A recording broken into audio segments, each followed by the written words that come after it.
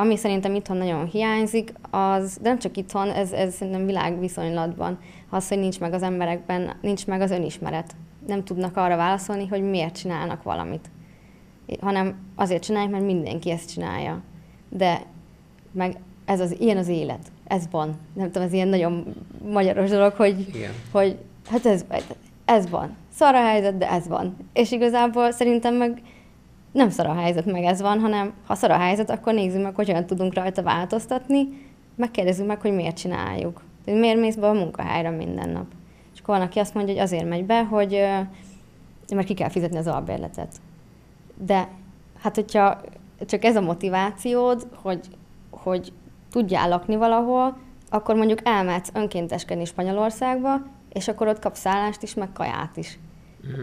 És akkor nem kell kifizetni az albérletet, szóval hogy csak az a célod, hogy legyen szállásod, meg ételed, akkor mondjuk tudsz egy olyan életet élni, amivel mondjuk segítesz másokon, és még egy hatalmas nagy élmény is, ha nem is folyamatosan, de mondjuk egy darabig tudsz így kimenni, akkor is, hogyha mondjuk nincs pénzed, vagy csak azért mész be a munkahelyedre, hogy kifizesd az albit.